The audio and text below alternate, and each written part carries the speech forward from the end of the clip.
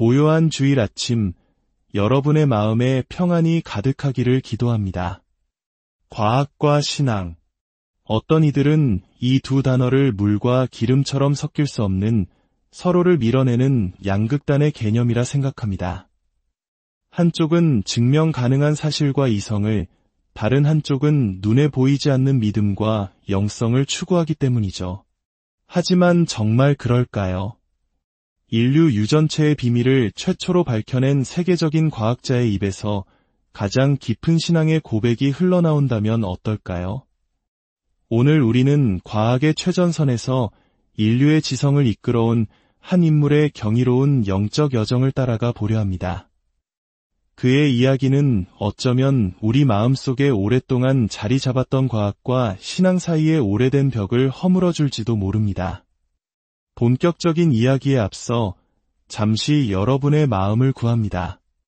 만약 오늘 이 이야기가 여러분의 마음에 울림을 준다면 좋아요와 구독으로 저희에게 힘을 실어주십시오. 여러분의 작은 관심은 저희가 이처럼 귀한 지혜의 이야기들을 계속해서 나눌 수 있는 큰 격려가 됩니다. 이 말씀을 듣는 모든 분들께 하나님의 은총이 함께하시기를 기원하며 이제 이야기의 문을 엽니다. 사람들은 종종 저명한 과학자가 신앙인이라는 사실에 매우 놀라워합니다. 과학적 세계관과 영적 세계관은 서로 충돌할 수밖에 없으며 둘 중 하나를 택해야만 한다고 생각하는 경향이 있기 때문이죠. 하지만 제게 과학과 신앙은 결코 분리된 것이 아닙니다. 오히려 제 존재를 이루는 핵심적인 두 축입니다. 물론 처음부터 그랬던 것은 아닙니다. 많은 분들은 과학자가 신을 믿는다면 분명 어린 시절부터 종교적인 환경에서 자랐을 것이라 짐작합니다. 하지만 제 경우는 그렇지 않았습니다. 저는 신앙을 비난하지는 않았지만 그렇다고 신앙생활이 있지도 않은 가정에서 자랐습니다. 아버지는 연극과 교수셨고 어머니는 극작가셨죠. 제 어린 시절은 믿음보다는 음악과 예술로 채워져 있었습니다.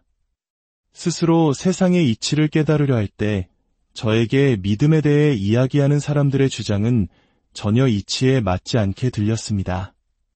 대학생이 되었을 때 저는 불가지론자였고 양자역학을 공부하던 대학원 시절에는 완전한 무신론자가 되었습니다.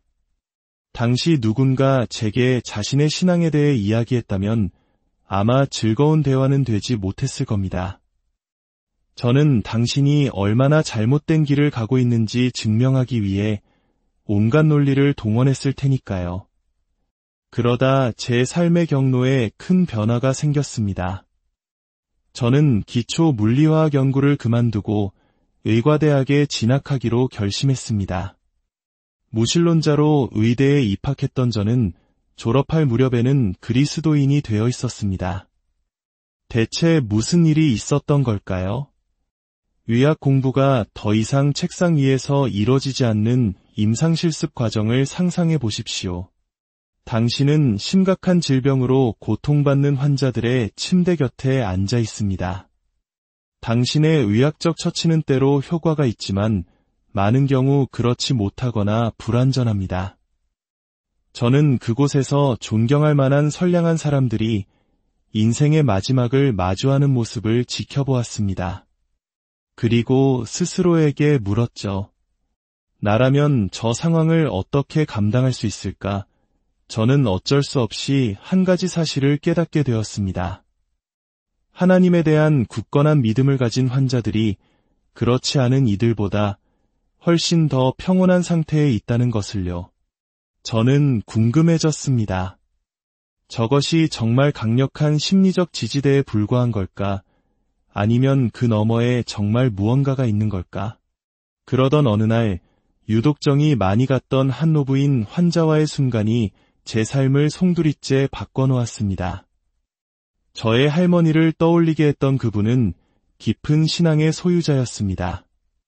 자신의 믿음에 대해 제게 여러 번 이야기했던 그분은 어느 날 오후 저를 향해 이렇게 물었습니다. 선생님, 저는 제 믿음에 대해 모두 말씀드렸는데 선생님은 아무 말씀이 없으시네요. 선생님은 무엇을 믿으시나요? 저는 아무 대답도 할 수 없었습니다. 충격과 당혹감에 휩싸여 잘 모르겠습니다 라고 얼버무린 뒤 최대한 빨리 그 자리를 빠져나왔습니다. 하지만 그 질문은 제 뇌리에서 떠나지 않았습니다. 저는 방금 우리 인간이 평생에 걸쳐 받는 가장 중요한 질문, 당신은 무엇을 믿는가? 라는 질문을 받은 것이었습니다. 그리고 깨달았죠. 저는 평생을 바쳐 지켜나갈 답을 찾는데 거의 아무런 시간도 쓰지 않았다는 사실을요. 그때부터 저는 무신론을 입증하기 위한 저만의 탐구를 시작했습니다.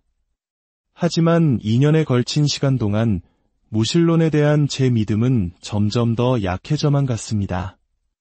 무신론은 결국 절대적으로 존재하지 않는다는 보편적 부정을 주장하는 것인데 이는 과학자로서는 매우 하기 힘든 선언입니다. 저는 불가지론으로 물러섰고 오히려 과학 그 자체 안에서 창조주 하나님의 존재를 가리키는 몇 가지 강력한 단서들을 발견하기 시작했습니다. 왜 아무것도 없는 것이 아니라 무언가가 존재하는가? 왜 우주는 시작점을 가졌는가? 그 이전에는 무슨 일이 있었는가? 어떻게 무에서 유가 창조될 수 있었는가?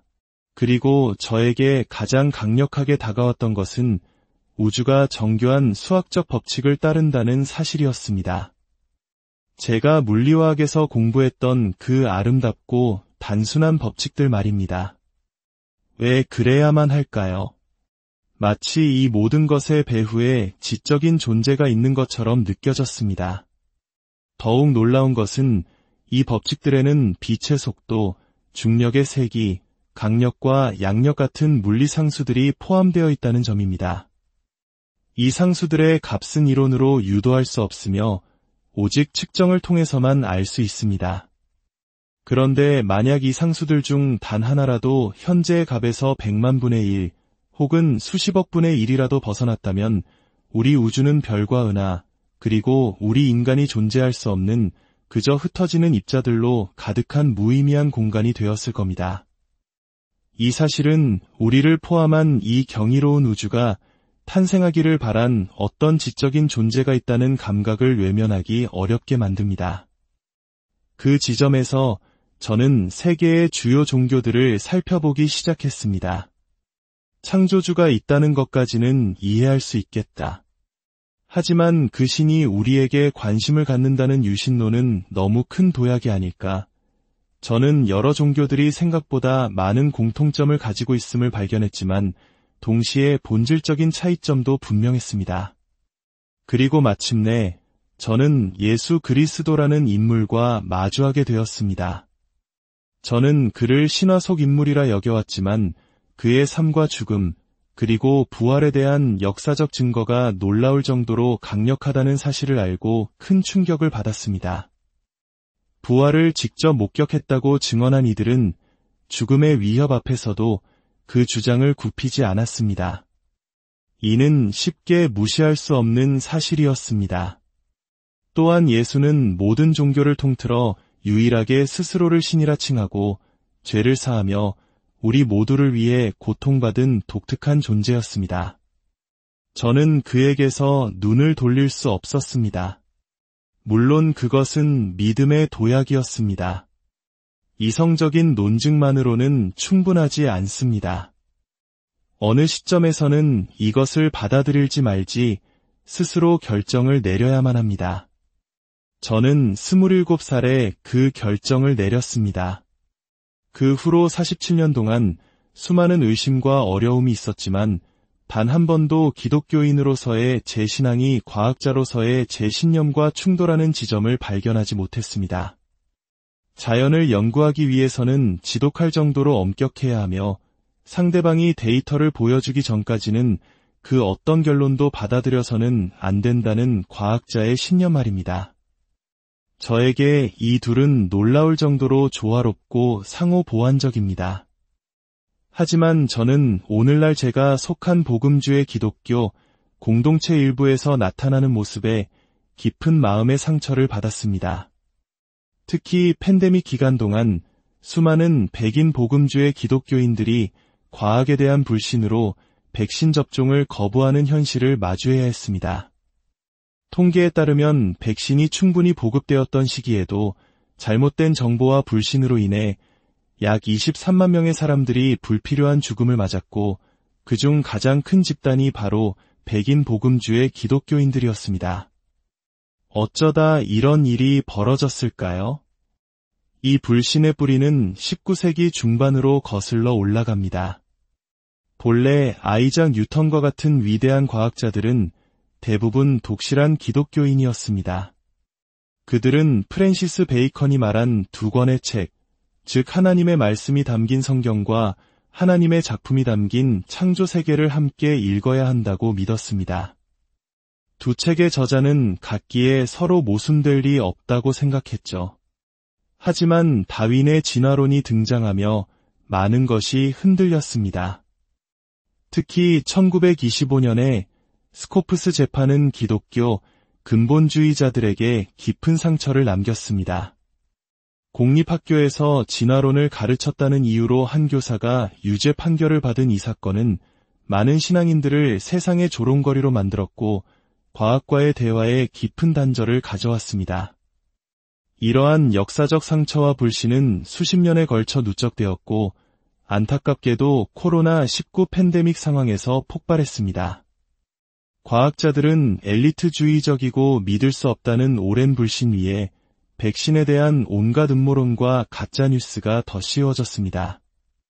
어떤 이들은 묻습니다. 죽은 자의 부활이라는 기적은 믿으면서 왜 과학적으로 증명된 백신은 믿지 못하는가? 그 믿음의 기준은 무엇인가? 아주 날카로운 질문입니다. 저는 우주를 창조하고 자연 법칙을 만드신 창조주 하나님을 믿습니다. 만약 그 법칙을 잠시 멈출 수 있는 존재가 있다면 그분은 오직 하나님뿐일 것입니다. 따라서 저는 예수 그리스도의 부활과 같은 인류 구원이라는 중대한 의미를 지닌 순간에 일어난 기적을 믿는데 어려움이 없습니다. 하지만 이것이 과학적 사실을 무시해도 된다는 의미는 결코 아닙니다. 오히려 과학은 하나님이 만드신 창조세계의 신비를 탐구하는 경이로운 도구입니다. 오늘날 우리 사회는 극심한 양극화로 고통받고 있습니다. 이러한 현상은 오늘날 한국 사회를 살아가는 우리에게도 결코 낯설지 않습니다.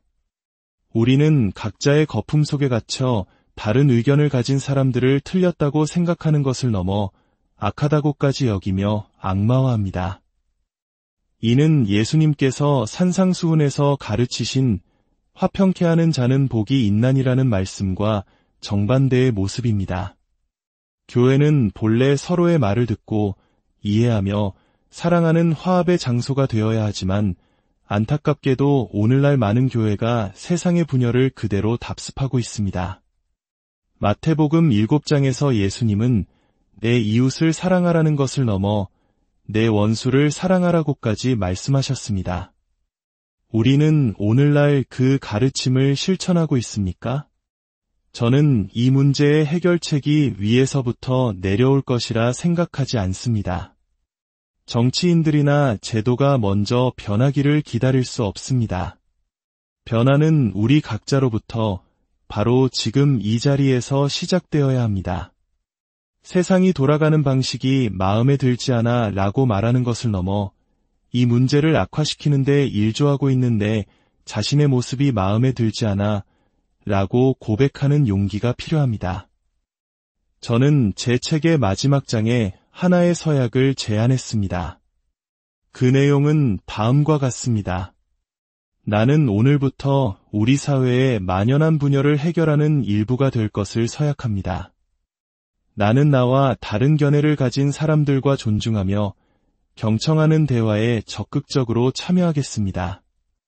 나는 정보를 소비할 때 나 자신의 편견을 인지하고 그 출처의 진실성을 신중하게 평가하는 현명한 소비자가 되겠습니다.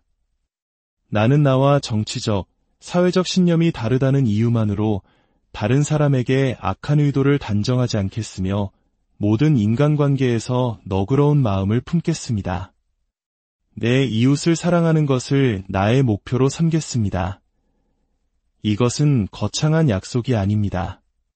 하지만 우리 각자가 이 마음을 품고 살아갈 때 비로소 교회와 공동체 그리고 우리 사회는 진정한 회복의 길로 나아갈 수 있을 것입니다. 풀뿌리에서 시작된 작은 변화의 움직임이 모여 거대한 제도와 시스템을 변화시킬 수 있다고 저는 굳게 믿습니다. 이제 이 이야기를 마무리하며 여러분 모두를 위한 축복의 기도를 나누고 싶습니다. 이는 베네딕토의 수녀인 루스폭스 자매님의 4겹의 축복 기도입니다. 주님, 당신의 백성을 축복하소서. 쉬운 정답과 반쪽짜리 진실, 피상적인 관계에 만족하지 않는 불편함으로 축복하사 그들이 자기 마음 깊은 곳에서 진실하게 살게 하소서. 주님, 당신의 백성을 축복하소서. 불의와 억압, 착취에 분노하는 마음으로 축복하사 그들이 정의와 자유, 평화를 위해 일하게 하소서. 주님, 당신의 백성을 축복하소서. 고통과 외면, 굶주림과 전쟁으로 신음하는 이들을 위해 흘릴 눈물로 축복하사 그들이 손을 내밀어 고통받는 이들을 위로하고 그들의 아픔을 기쁨으로 바꾸게 하소서. 그리고 주님, 당신의 백성을 축복하소서. 이 세상에서 변화를 만들 수 있다고 믿을 만큼의 충분한 어리석음으로 축복하사 다른 이들이 불가능하다고 말하는 일을 그들이 능히 해내게 하소서. 오늘 이 이야기가 여러분의 삶에 작은 희망과 지혜의 씨앗이 되기를 바랍니다. 여러분 모두에게 평안이 함께하기를.